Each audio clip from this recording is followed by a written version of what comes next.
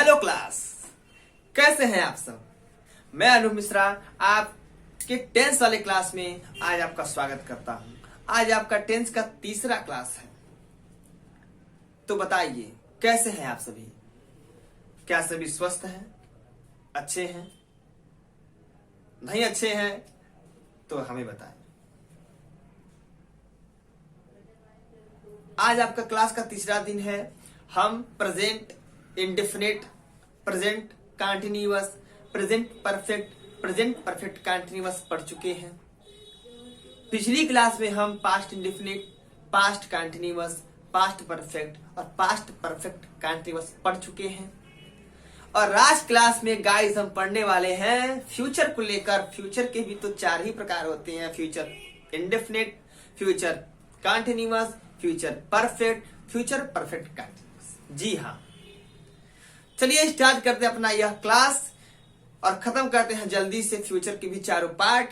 और उसके बाद से हमारी अगली क्लास होगी इनके न्यूमेरिकल्स पे कि कैसे हम सारे फार्मूले को अप्लाई करेंगे और मैं आपको बताऊंगा कैसे फार्मूले को अप्लाई करते हैं। चलिए देर ना लगाया जाए और बढ़ते हैं अपने व्हाइट बोर्ड की ओर और शुरू करते हैं अपना यह कहानी। तो आज का सेशन है फ्यूचर टेंस और उसके प्रकार। चलिए कम विथ मी, यहां मैं लिखने वाला हूं फ्यूचर टेंस। फ्यूचर टेंस को हिंदी में क्या कहते हैं? भविष्य काल। बहुत बढ़िया। फ्यूचर टेंस को कहते हैं हिंदी में भविष्य काल। भविष्य काल का मतलब क्या होता है? आने वाला काल। इसके भी चार प्रकार होते हैं गाइस। पहला प्रकार होता है फ्यूचर इंडेफिनिट। Future indefinite. उसके बाद से होता है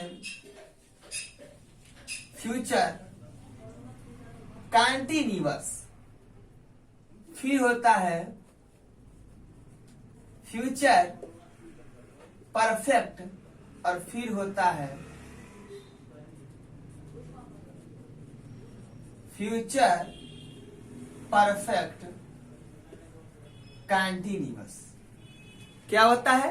फ्यूचर परफेक्ट कंटीन्यूअस। जी हाँ गाइस, बिल्कुल सेम है। जैसे परसों सेम था, कल सेम था, वैसे आज भी सेम है। इंडेफिनिट कंटीन्यूअस, परफेक्ट कंटीन्यूअस हम लोग इन भाई साहब से रोज मिल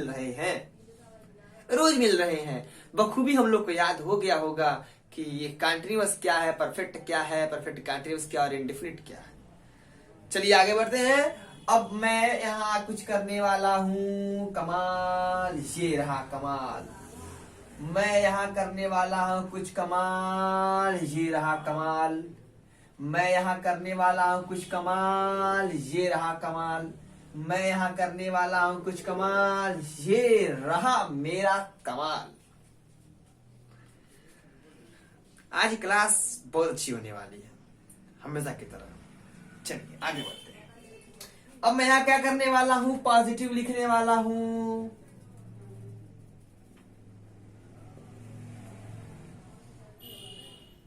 मैं यहाँ क्या करने वाला हूं? निगेटिव लिखने वाला हूं। और मैं यहाँ क्या करने वाला हूं? इंट्रोगेटिव लिखने वाला हूं।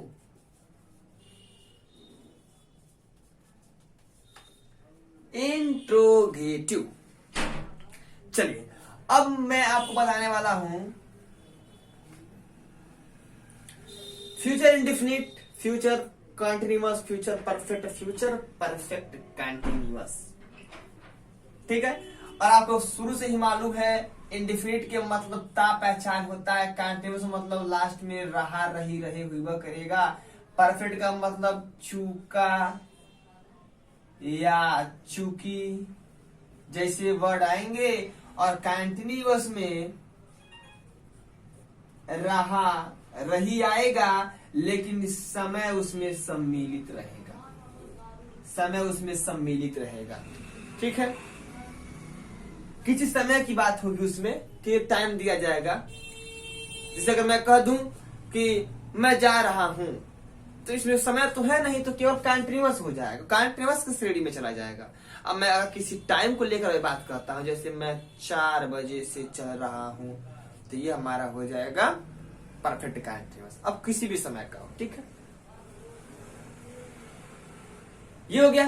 अब चलिए बढ़ते हैं पॉजिटिव, निगेटिव और इंट्रोगेटिव में। ये तीनों सेंटेंस आते हैं, हर एक टेंस में तीनों सेंटेंस आते हैं। आगे बढ़ते हैं, क्या है इसका मतलब। अब फ्यूचर इंडेफिनिट में अगर पॉजिटिव टेंस होगा, सॉरी पॉजिटिव सेंटेंस होगा, तो क्या पहचान होगा उसका। मान लेते हैं कि हमारे सामने जो सेंटेंस लिखा गया है वह फ्यूचर इंडेफिनिट है, तो आखिर उसका पहचान क्या होगा। तो पहचान करने के लिए केवल हमको 2 ही चीज देखना होता है। क्या देखना होता है पॉजिटिव के लिए, सहायक क्रिया विल या सेल हो, सहायक क्रिया विल या सेल हो, और क्या हो, बस सर क्रिया तो आपने लिखा ही नहीं, तो क्रिया तो फर्स्ट फॉर्म में होगी मेरे दोस्त। क्यों क्लास, हैविंग वर्ब विल या सेल लगा दो और क्रिया फर्स्ट फॉर्म में होनी चाहिए, पक्का है वो आपका फ्यूचर इंडेफिनिट होगा। निगेटिव में क्या होगा, अरे सर निगेटिव में नॉट लगाइए ना, बार बार क्या पूछते हैं। चलिए लगा देता हूं, तो या तो विल नॉट होगा, नहीं तो सेल नॉट होगा, और क्रिया फर्स्ट फॉर्म में होगी ही होगी। गुड। पॉजिटिव आ गया तो निगेटिव छाट लोगे, क्यों नॉट लगाना है, और पॉजिटिव आ गया तो इंटरोगेटिव भी कर लोगे, पक्का मेरा वादा है। यहाँ इंटरोगेटिव में क्या होगा, अरे सर इंटरोगेटिव में 2 प्रकार इंटरोगेटिव होते हैं, एक यस नो टाइप, एक question answer type. Yes no type में जवाब हाँ ना मिलता है, क्वेश्चन आंसर टाइप में जवाब कैसे मिलता है, कुछ कह के कुछ कहना पड़ता है। यस नो टाइप सर आपने बताया था कि जब जब यस नो टाइप आता है तो वाक्य की शुरुआत, अंग्रेजी सेंटेंस की शुरुआत हेल्पिंग वर्ब से होती है। इसमें हेल्पिंग वर्ब क्या है, विल या सेल है, तो वाई में लिख रहा हूं यस नो टाइप होगा, शुरू में या तो विल होगा नहीं तो सेल होगा। अब मैं शुरू में बोल रहा हूं, लेकिन मैं शुरू लिखूंगा नहीं, ठीक है। विल या सेल होगा, विल या सेल होगा, और कहीं भी होगा तो क्रिया में फर्स्ट फॉर्म होगा, लास्ट में क्वेश्चन मार्क चिन्ह होगा, ठीक है। बस यही देखना है, ठीक।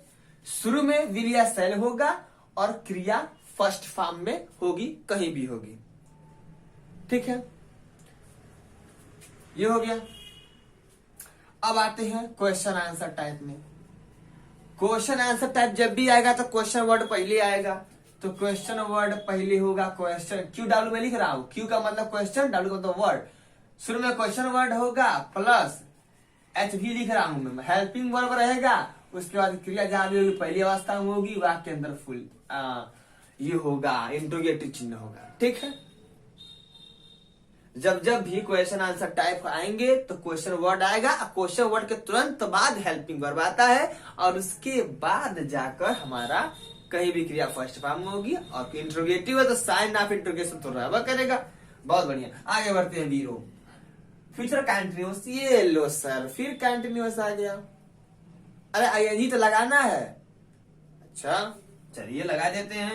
ये है फ्यूचर कंटिन्यूअस।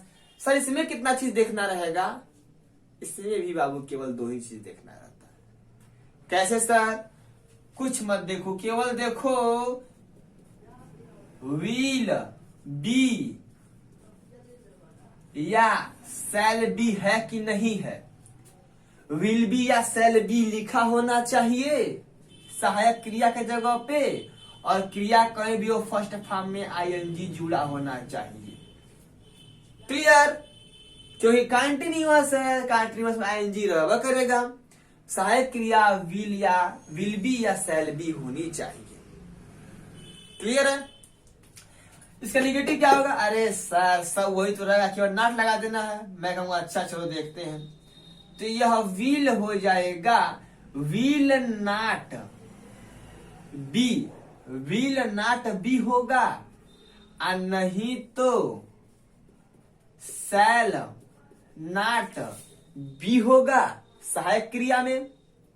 सेम वही है, विल बी, शैल बी, केवल बीच में नॉट आ गया है। तो या तो विल बी या नॉट, या तो विल नॉट बी या तो शैल नॉट बी होगा सहायक क्रिया। और क्रिया की फर्स्ट फॉर्म में आईएनजी तो रहबा करेगा, इसको कोई रोक नहीं सकता है। ठीक, आते हैं इस पे। सर इसके तो वाई वाला होगा, क्यू ए वाला होगा, क्वेश्चन आंसर टाइप होगा। मैं कहूंगा अच्छा ये बताओ एसनो टाइप में कैसे होगा? अरे सर जब जब एसनो टाइप आता है तो वाक्य की शुरुआत हेल्पिंग वर्ब से होती है, यानी कि इसका helping verb will be shall be है। तो या तो विल बी होगा और नहीं तो शैल बी होगा, कहीं भी होगा क्रिया फर्स्ट फॉर्म में आईएनजी होगा क्वेश्चन मार्क। मैं कहूंगा गजब, सीख लिया तुमने। अब यहाँ पे ये बताओ कि क्वेश्चन आंसर टाइप कैसे होगा? अरे सर जब जब क्वेश्चन आंसर टाइप होता है शुरू में क्वेश्चन वर्ड रहता है, और जब क्वेश्चन वर्ड आएगा तो ठीक उसके बाद हेल्पिंग वर्ब तो आना ही आना है, और उसके बाद क्रिया कहीं भी होगी पहली अवस्था में आईएनजी लगी रहेगी या क्वेश्चन मार्क तो लगवा करेगा। तो ये कंप्लीट हो गया हम लोगों का। अब चलते हैं फ्यूचर परफेक्ट कैसे बनता है। फ्यूचर परफेक्ट कैसे बनता है, आइए। फ्यूचर परफेक्ट सहायक क्रिया या तो विल हैज, नहीं तो या तो विल हैव होगी और नहीं तो शैल हैव। या तो विल हैव सहायक क्रिया नहीं तो शैल हैव सहायक क्रिया, या तो विल हैव सहायक क्रिया नहीं तो शैल हैव सहायक क्रिया, दोनों में से कौन एक ठो। और क्रिया हमेशा तीसरी अवस्था में होनी चाहिए, भेत्रे। एक चीज ध्यान देना, मैं पहले ही बता चुका हूं, जब जब परफेक्ट रहेगा क्रिया तीसरी अवस्था, जब जब परफेक्ट होगा क्रिया तीसरी अवस्था, जब जब कंटिन्यूअस होगा क्रिया में आईएनजी। ठीक है, अभी मैं इसके जैसे मैं खत्म कर लूंगा, मैं अभी लिखवाऊंगा थोड़ी सी जगह पे, वो इंपॉर्टेंट पार्ट है इसका। ठीक है, आप लोग को दिमाग में जाना कोई डाउट बन रहा होगा, क्लियर हो जाएगा। ये हो गया। अब परफेक्ट क्रिया तीसरी अवस्था में, बस यही देखना है। एक आपको सहायक क्रिया देखना है, विल हैव या शैल हैव में कौन एक होना चाहिए, और क्रिया तीसरी अवस्था में है कि नहीं, ये देख लो। नेगेटिव में कुछ नहीं करना है, will have, will not have हो जाएगा, शैल नॉट हैव हो जाएगा। ये मैं कर दे रहा हूं, विल नॉट हैव और नहीं तो shall not, sorry shall not have, या तो विल नॉट हैव या तो शैल नॉट हैव, कुछ तो होना चाहिए। क्रिया तो आप लोग जन्मा करते हैं, बदलेगा नहीं, क्रिया की तीसरी अवस्था होगी, एकदम होगी। आगे चलते हैं। अरे सर इस बार जब आप यहाँ पे आओ ना तो आप मत करो, मैं कहूंगा अच्छा मैं ना करूं, कौन करेगा? आप कहोगे सर मैं बता रहा, आप लिखो ना। चलिए मैं लिख रहा हूं वाई, और ये क्वेश्चन आंसर टाइप। इसनो टाइप हमेशा शुरू होगा क्वेश्चन हेल्पिंग वर्ब से, तो यहाँ सीधे मैं लिख दे रहा हूं हेल्पिंग वर्ब। ठीक है, सीधे मैं लिख दे रहा हूं हेल्पिंग वर्ब, कोई दिक्कत? गुड। अब क्या हेल्पिंग वर्ब लगेगा जो इस लाइन में है? विल हैव लगेगा और क्या लगेगा? ठीक है, विल हैव लगेगा, तो ये हो जाएगा हेल्पिंग वर्ब लग जाएगा, और क्रिया कहीं भी होगी थ्री अवस्था में होगी, क्वेश्चन वाला चिन्ह। ठीक है, अब क्वेश्चन आंसर टाइप कैसे बनेगा? पहले तो होगा question word plus helping word, पहले क्वेश्चन वर्ड फिर हेल्पिंग वर्ड, ठीक, फिर हेल्पिंग वर्ब। उसके बाद से क्रिया हमारी कहीं भी होगी तीसरी अवस्था में होगी और यहाँ पर क्वेश्चन मार्क हो जाएगा। नहीं भूलना है, क्वेश्चन मार्क नहीं भूलना है, ये गलती कहीं मत करिएगा, नहीं तो कैसे कोई जानने का प्रश्न कर रहे हैं। ये बताइए, दाल बना हो, सब्जी बनी हो, चावल रोटी की जगह आपको मक्का दे दिया जाए तो खाएंगे? नहीं खाएंगे ना। ऐसा यहाँ पर भी है, सब चीज सही लिख दीजिए, इंटरोगेटिव के लिए उसका चिन्ह न लिखिए तो बताइए सही रहेगा? नहीं रहेगा, ठीक है ना। ये हो गया। अब चलते हैं तीसरे चीज पे। क्या है तीसरा चीज? Future perfect continuous. क्या है? Future perfect continuous. अब मैंने फिर आपको पहले बता चुका हूं कि परफेक्ट का मतलब हैज या है, और कंटिन्यूअस के लिए आईएनजी। फ्यूचर परफेक्ट कंटिन्यूअस है, बीन जरूर लगेगा, तो या तो सहायक क्रिया विल हैव बीन होगा और नहीं तो शैल हैव बीन होगा। या तो विल हैव बीन होगा और नहीं तो शैल हैव बीन होगा। और जो क्रिया होगी ना बाबू, पहली अवस्था में आईएनजी रहेगी, पहली अवस्था में आईएनजी रहेगी, ठीक है, पहली अवस्था में आईएनजी रहेगी। अब ये है तो इसका तो ऐसे हो जाएगा, सहायक क्रिया will have not been, will have not been, और या तो shall have not been, या तो will have not been और नहीं तो shall have not been। केवल नाट इसमें घुसेड़ना है, यहाँ पर नाट नहीं है क्योंकि पॉजिटिव है, ये निगेटिव है, यहाँ पर नाट हम घुसेड़ देंगे। और जो हमारी क्रिया होगी ना बाबू, उसमें आईएनजी जुटा रहेगा, बिना आईएनजी का तो मजा आएगा नहीं, तो आईएनजी जोड़ दिए। अब आ गया ये यस नो टाइप, ये आ गया क्वेश्चन आंसर टाइप, कोई दिक्कत नहीं। कैसे होगा सर? यस नो टाइप है तो हेल्पिंग वर्ब शुरू में रहेगा, कौन सा हेल्पिंग वर्ब रहेगा बाबू? Will have been. Okay, will have been ये होगा, ये हो गया। क्रिया जहां भी होगी आईएनजी के साथ होगी, अंतिम में इंट्रोगेटिव। और मैं इसी मिस्टेक कर दिया, आपको बताया नहीं,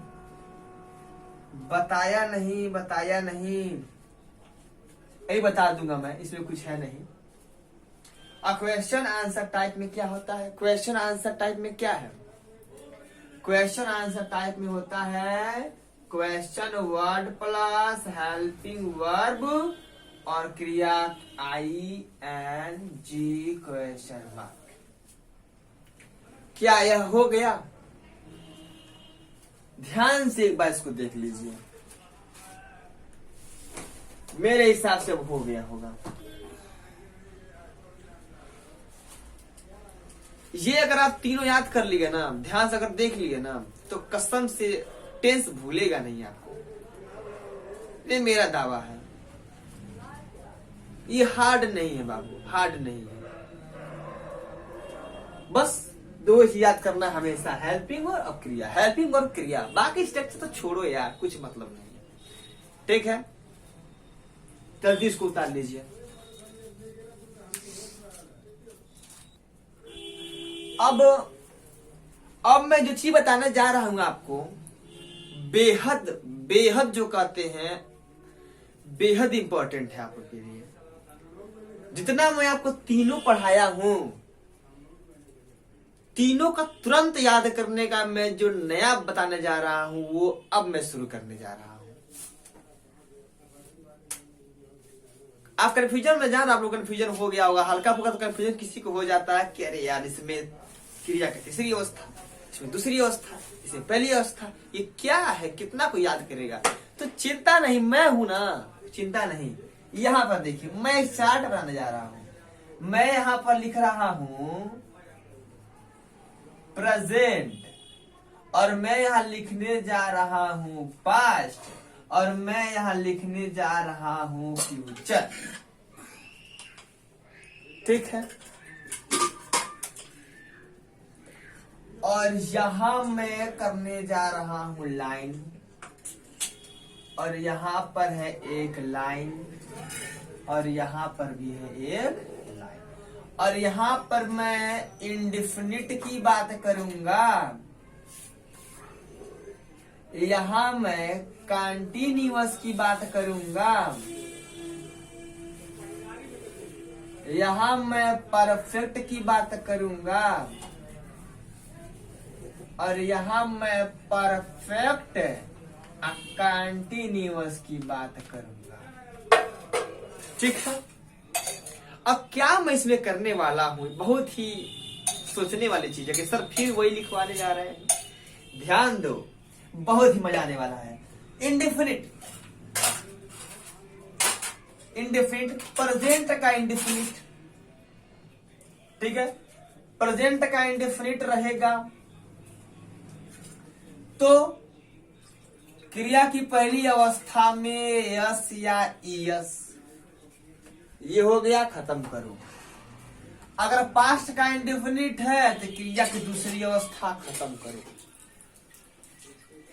प्रेजेंट इंडेफिनिट है तो क्रिया की पहली अवस्था में यस या ईएस होना चाहिए, खत्म। पास्ट इंडेफिनिट है तो क्रिया की दूसरी अवस्था होनी चाहिए, बात खत्म। और अगर फ्यूचर इंडेफिनिट है, अगर फ्यूचर इंडेफिनिट है तो विल या शैल के साथ क्रिया पहली अवस्था में होनी चाहिए। कैसी होनी चाहिए? क्रिया पहली अवस्था में होनी चाहिए, खत्म। तीनों इंडेफिनिट खत्म। प्रेजेंट इंडेफिनिट में क्रिया के पहली अवस्था में यस, पास्ट इंडेफिनिट में क्रिया की दूसरी अवस्था होनी चाहिए, और फ्यूचर इंडेफिनिट में विल या शैल के साथ फर्स्ट अवस्था होनी चाहिए, फर्स्ट फॉर्म होनी चाहिए। अगला देखते हैं। और अगर प्रेजेंट का कंटीन्यूअस है, अगर प्रेजेंट का कंटीन्यूअस है तो क्या करेंगे? प्रेजेंट का कंटीन्यूअस है तो क्रिया की पहली अवस्था में आईएनजी। पास्ट का अगर कंटीन्यूअस है तो क्रिया की पहली अवस्था में आईएनजी। फ्यूचर का अगर कंटीन्यूअस है तो क्रिया की पहली अवस्था में आईएनजी। जी हाँ दोस्तों, यही है ट्रिक मेरा। चाहे प्रेजेंट का कंटीन्यूअस हो तब भी आईएनजी, पास्ट का कंटीन्यूअस हो तब भी आईएनजी, और फ्यूचर का कंटीन्यूअस हो तब भी आईएनजी। अब बात है सहायक क्रिया की। तो सहायक क्रिया आप लोग जान ही रहे हैं। अगर प्रेजेंट कंटीन्यूअस है तो is, am, are. Past continuous है तो वाज या वर। अगर फ्यूचर कंटीन्यूअस है तो विल या शैल के साथ बी जोड़ना रहेगा, खत्म। दोनों ये खत्म, तीनों ये भी खत्म, तीनों ये भी खत्म। बच गया बाकी के तीन। प्रेजेंट का अगर परफेक्ट है तो क्रिया के तीसरी अवस्था कोई रोक नहीं पाएगा, जान लेना। प्रेजेंट परफेक्ट, क्रिया की तीसरी अवस्था रहेगी। पास्ट परफेक्ट, तब भी क्रिया की तीसरी अवस्था रहेगी। फ्यूचर परफेक्ट होगा तब भी क्रिया की तीसरी अवस्था होगी, खत्म, खेल खत्म, कुछ नहीं बचा इसमें। प्रेजेंट इंडेफिनिट, प्रेजेंट परफेक्ट, क्रिया की तीसरी अवस्था। पास्ट परफेक्ट, क्रिया की तीसरी अवस्था। फ्यूचर परफेक्ट, क्रिया की तीसरी ही अवस्था। अब है सर सहायक क्रिया क्या लगेगा? तो प्रेजेंट है, इसके लिए बच्चों हैज या हैव लगेगा। पास्ट है तो केवल हैड लगेगा। और फ्यूचर है, अगर फ्यूचर है तो विल या शैल के साथ के साथ हमको हैव जोड़ना पड़ेगा। समझ रहे हैं इसका मतलब क्या हुआ? मतलब विल हैव नहीं तो शैल हैव। ठीक है, खत्म, ये भी खत्म, खलास। परफेक्ट कंटीन्यूअस, चाहे वह प्रेजेंट का परफेक्ट कंटीन्यूअस हो, चाहे पास्ट का परफेक्ट कंटीन्यूअस हो, चाहे फ्यूचर का परफेक्ट कंटीन्यूअस हो, इसमें भी क्रिया की पहली अवस्था में आईएनजी लगेगी। इसमें भी क्रिया की पहली अवस्था में आईएनजी लगेगी।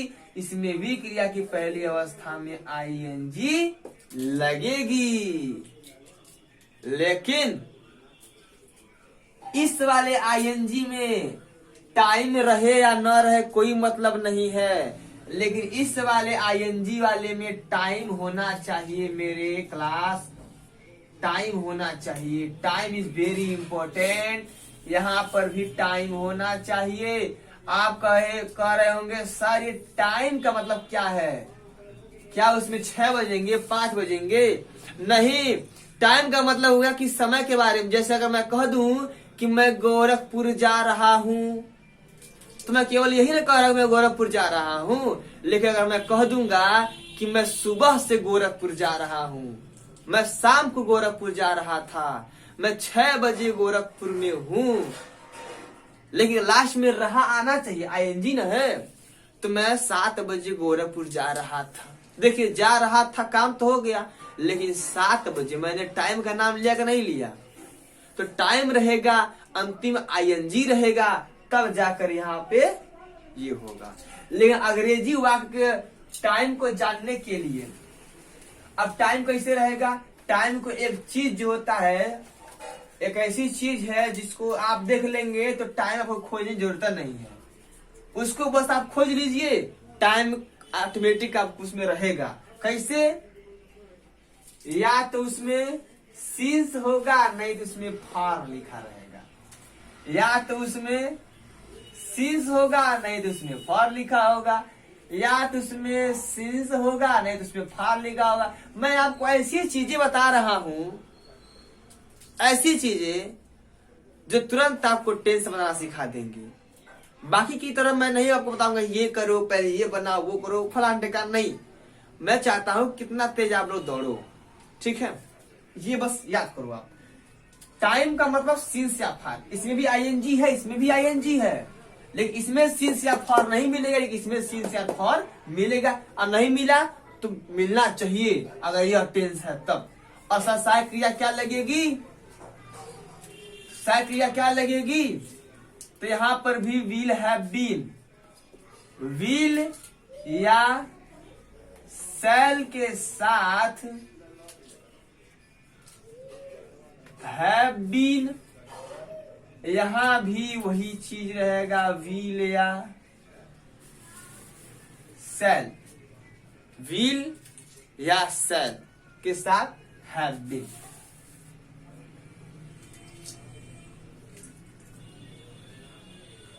विल या शैल के साथ हैव बीन। ठीक है, यहां भी विल या शैल के साथ, sorry sorry sorry sorry sorry, मैंने टेंस पे ध्यान नहीं दिया, टेंस पे ध्यान नहीं दिया, सॉरी सॉरी गाइस। ये प्रेजेंट का है ना, प्रेजेंट परफेक्ट कंटीन्यूअस है, ये मुझसे मिस्टेक हो रहा था। हैज या हैव बीन रहेगा ना, हैज या हैव बीन रहेगा। ठीक है क्लास, सॉरी। पास्ट के लिए केवल हैड बीन रहेगा, हैड बीन रहेगा। और फ्यूचर के लिए अब जाके होगा विल या शैल के साथ हैव बीन। मजे करो आप लोग। अब क्लियर है? इतना क्लियर हो गया, अब बीच से ज्यादा क्लियर कोई नहीं कर सकता है। ये हो गया, ठीक है। आप जल्दी से उसको नोट करने का काम करें, फटाक से करें।